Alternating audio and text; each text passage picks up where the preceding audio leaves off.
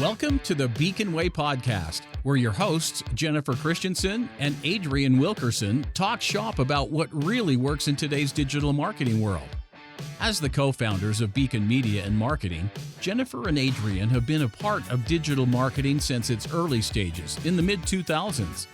Tune in as they shine light on what works and what doesn't in the ever-changing world of digital marketing for small businesses.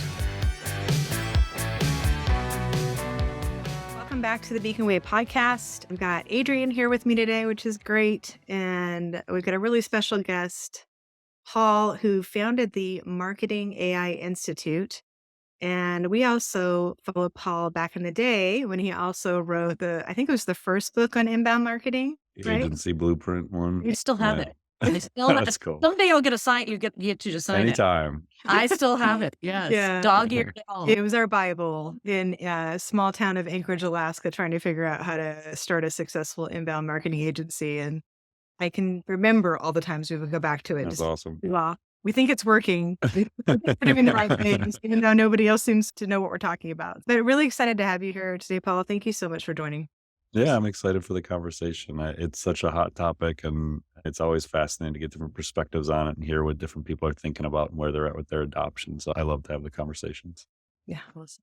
I will just start off by saying that as I started on this process at the end of last year, Adrian and I and our other business partner, Ken, really going, okay, we need to start focusing on that. We've always tried to be early adopters in whatever we're doing and where the market's changing. And as I started to just research AI and see what was out there, I found myself just feeling such a level of confusion and frustration and a little bit of fear, to be honest. And then when I came across the Institute Marketing AI and following you, one, it was that amazing experience to go back to. Oh my gosh, this is the guy we followed when we started our company. Come full circle. Yeah. That's funny. But it was also this peace that I felt of, okay, here's somebody who's been thinking about this, started putting a system together, and you'd actually created a process for how to even evaluate which different vendors we should be looking at and taking on. So it's, first of all, just thank you for doing that. I'd love to hear just what made you start thinking about this, obviously ahead of most of us in the marketing world. Yeah, it was ironically around the time you were probably reading the Marketing Agency Blueprint. I wrote that in spring of 2011. And that was the year that IBM Watson won on Jeopardy! And so right after I finished the manuscript for the book, I actually started looking into what was Watson and how did it work. And I was originally thinking about it related to the agency. So I was running PR 2020 at the time, which was HubSpot's first partner firm.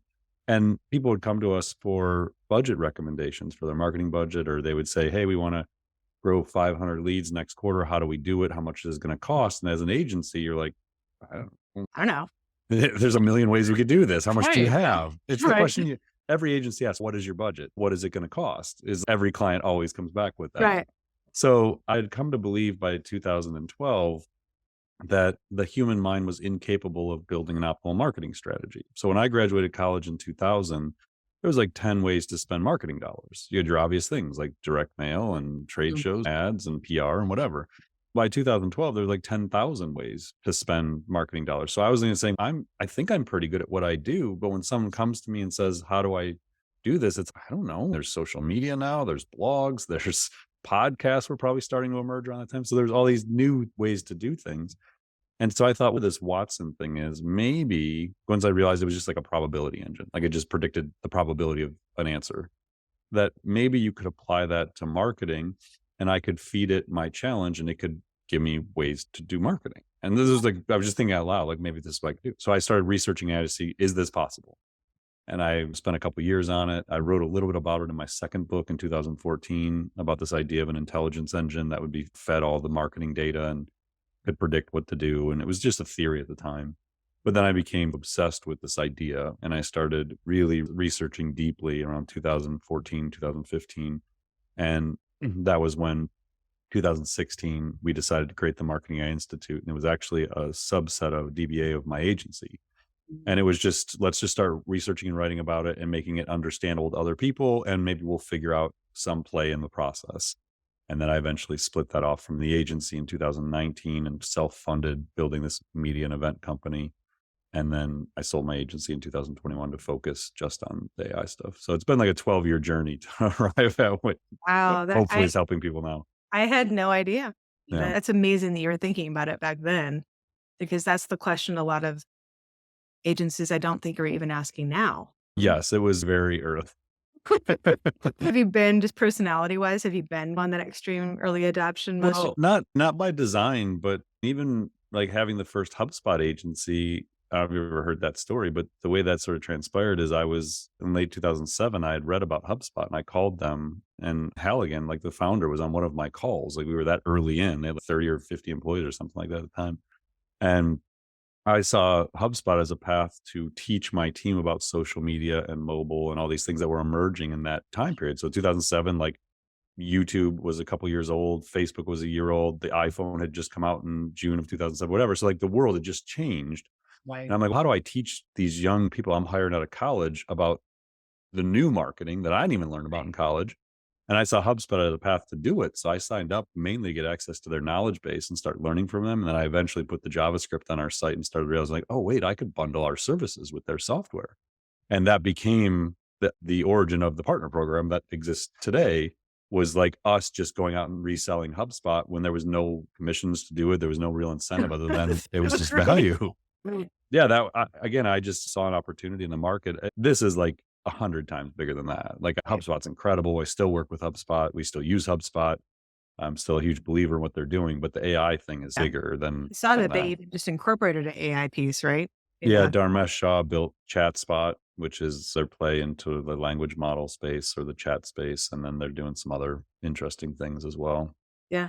So I told you a little bit about our listeners, and just they tend to be early agency owners or people that are looking for help with marketing, maybe asking some of those same questions, where should I be putting dollars? Yeah. What do you feel is the most relevant information for them right now as far as where their time should be focused, what they should be thinking about? They got to decide to do something with this, right? And Yeah. really not an option on that. So at its core, AI is just smarter technology. So you think about all the technologies you're using to do what you do as an agency. You have CRM systems, you have email, social media, advertising, good web development, like whatever your firm does or whatever, if you're hiring agencies, the things you're hiring them for. You have this technology, you need to find smarter tech that has AI infused into it, that gets better based on new data, continually makes you better at your job. The main things it does, though, is it'll intelligently automate repetitive tasks. So if you take a podcast, you say, okay, there's 21 steps every time we do a podcast. We develop a brief, we record the thing, we approve the audio, we do a transcription, we do summaries, like all these things. So you can just take some and say, okay, which of those steps can AI help us do? And so the way as an agency you start to look at it is say, where are most of our resources going? Our human resources and our financial resources. Are there any obvious inefficient areas there? Are we spending a ton of time doing content production? Let's say you're helping with content marketing for your clients. Maybe you're spending 500 hours a month across the agency writing blog posts and developing ebooks and whatever else you're creating. Right. If you could go get an AI writing tool that can cut 20% of that time down, 30% of that time down, it's a massive savings. That's a full-time equivalent employee, basically, if you start to do it that way. And so that's what you do, is like you develop an understanding of what is AI and what is it capable of doing, which again, intelligent automation, repetitive tasks, making prediction about outcomes, improving creativity, things like that. And then you look across the services you offer and say, where could we be infusing it? And don't try and do it all at once.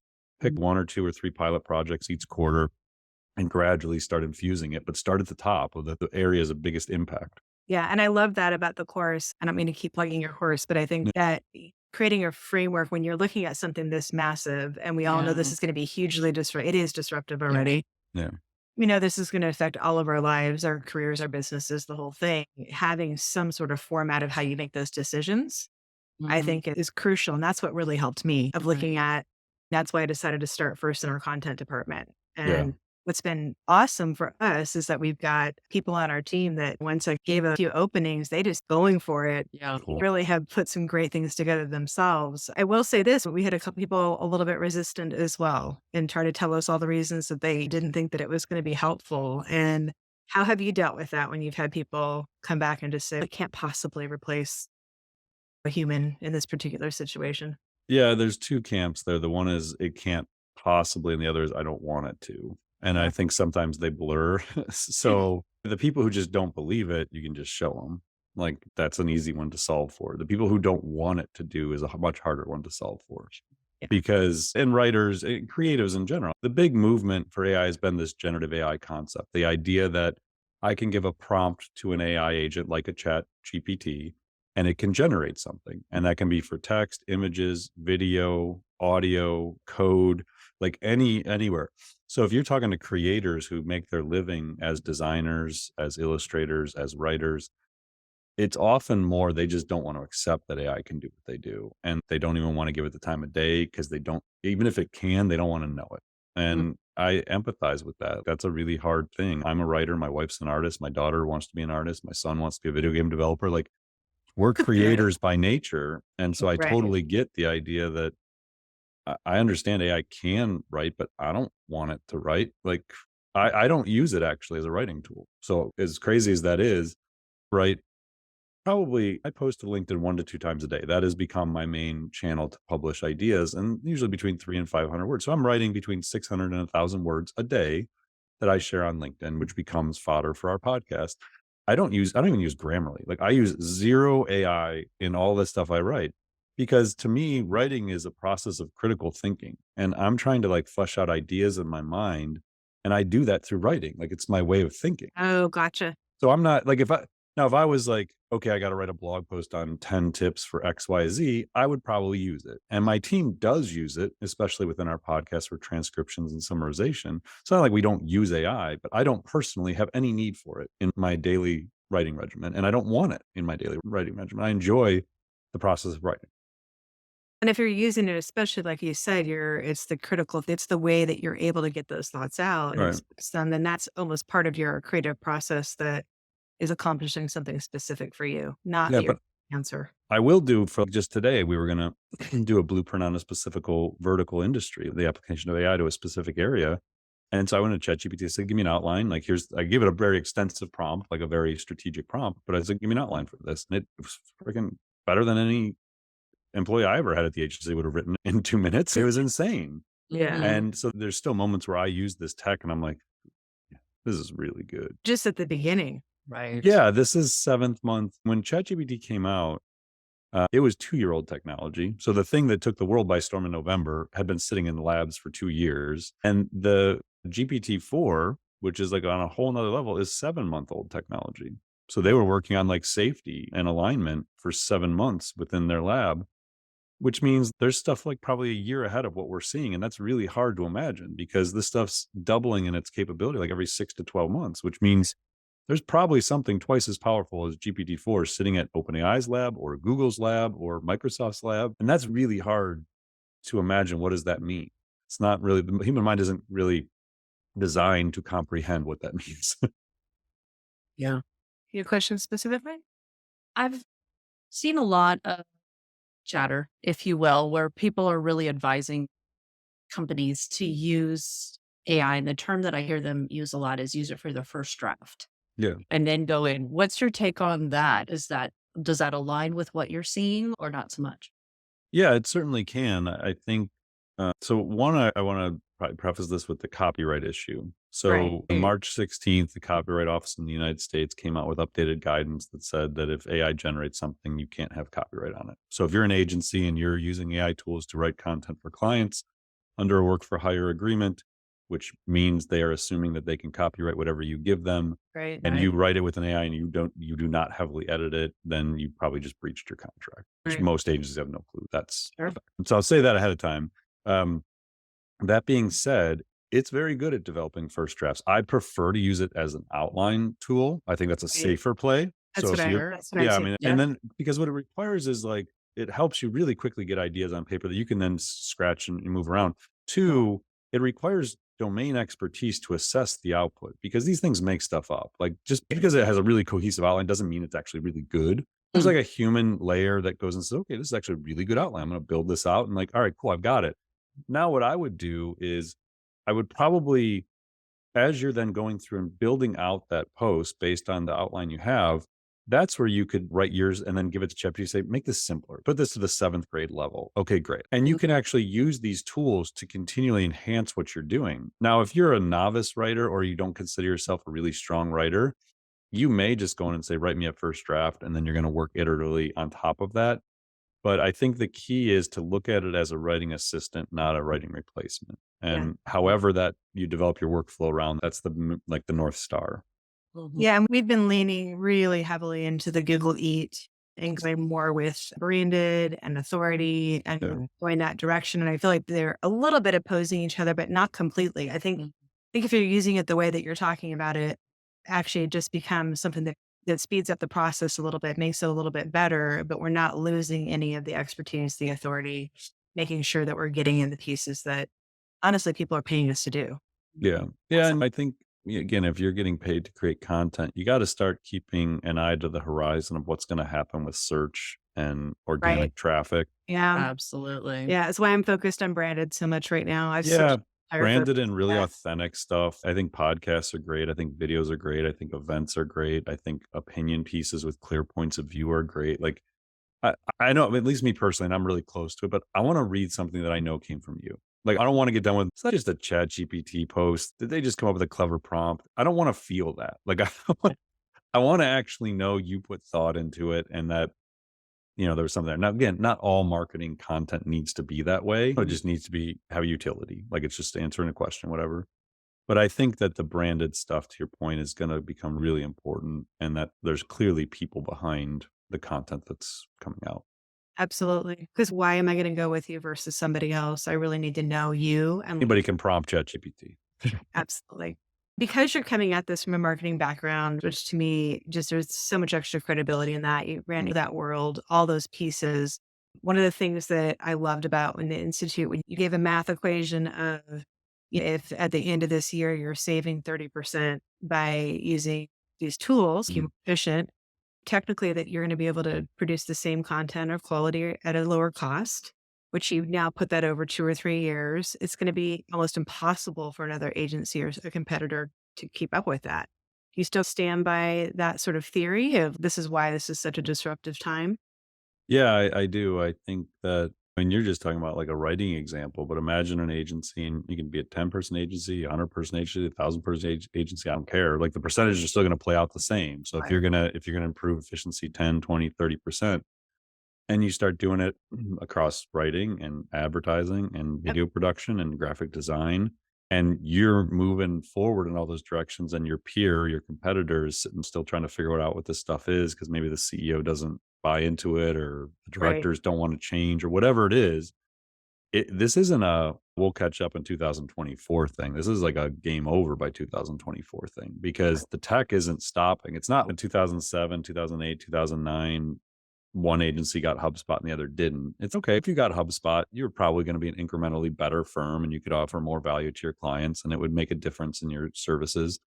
But realistically, like I could just go get Marketo 2 years later and I'd catch up. Like it wasn't, the game wasn't over. It was just evolving. This is like within the next 12 months, you're going to have the haves and the have nots. And if you haven't started moving in the direction of figuring this stuff out and starting to infuse it, I don't know how you catch up, honestly. Right. It's going Right. to be really hard. Because we're adapting pretty much as fast as we can right now. Yeah. And it's challenging Yeah. to Yeah. adapt. So I can't even imagine being 12 months down the road and then trying to start Yeah. where we're right now. That's a good warning shot. Not to have fear, but I think Yeah. it, I think No, the- I think it's I urgency. think I it's always stress to our team, we cannot use fear as a motivating factor. But Right. right before ChatGPT came out, like October of last year, I did a couple of talks and it just felt different. Came off the stage and people were just getting it and asking very strategic questions. And I told them, I was like, something has changed. But I think that I was also starting to feel that things are going to start moving really fast. And I said, we have to start using urgency in our messaging, not fear. right. But I do think people need to have a sense of urgency to do this for them and for their teams and for their clients if you're an agency. Yeah, I Mhm. agree. So I know you have a couple of things coming up event wise. You've got, I think, even an agency summit, if I'm remembering that right. And then there was another event. What are the two big ones you've got? We have our Marketing AI conference, which is the annual conference in Cleveland. So that's Right. July 26th to the 28th. That's at the Convention Center right across from the Rock and Roll Hall of Fame. If anybody has been in Cleveland for Content Marketing World, it's at the same location as Content Marketing World. Okay. And then AI for Agencies Summit is a virtual event November 2nd. Excellent. Yeah, I really wanting to go to the July one. It should be cool. Absolutely. Okay. I really thank you for your time. I think this was a really good starting point. So again, Marketing AI Institute, basically you've got a same program that I think that I went through. Nothing has really changed. The Piloting AI for Marketers course is the on-demand series with the certification. Yep. Yeah. Okay. Anything else you're recommending besides that? I think just following probably what's happening online, right? Yeah, I think we have a newsletter that comes every week. The Marketing AI Show podcast is our weekly kind of what's new in AI. And that's the thing that's just become like our most popular platform. So to stay up to date, that's probably a really good thing if you're into podcasts. Okay. And then we Great. have the book, the Marketing Artificial Intelligence book, which is a good quick read to get caught up on a lot of it. Great. Okay. Thank you for your time. And we'll post all those links for everybody. Thanks for listening to this episode of The Beacon Way. We hope you enjoyed it and had some good takeaways. Please subscribe so you don't miss a single episode. And if you've enjoyed the show, please give us some stars on your podcast channel of choice. For more information, tips, and notes from the show, check us out at beaconmm.com. For more information on how Beacon can help market your business, email us at welcome@beaconmm.com.